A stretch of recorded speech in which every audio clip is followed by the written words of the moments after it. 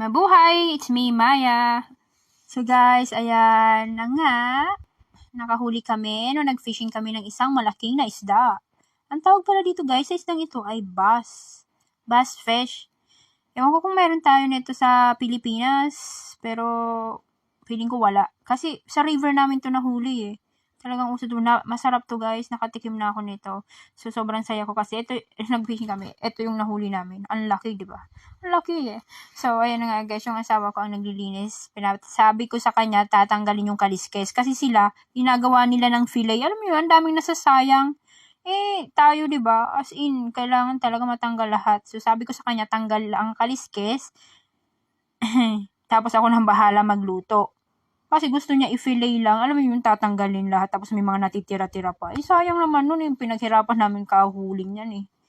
Nagsayang ng gasolina para mag-fishing. Tapos fillet lang. Di pwede yan. Perito ko yan buo. I mean, hiwa-hiwalay pala. Hatiin ko pala. So, ayan nga guys. Gusto ko lang sa inyong i-share guys. Siya yung pinaglinis ko. Bale, sa labas guys. Kasi ayoko kasi ang daming talsik ng kaliskes pag sa kusina. Ayan, laki ng bibig, oh. Diba? So, ayun lang, guys. Thank you for watching. Don't forget to follow and comment. Bye!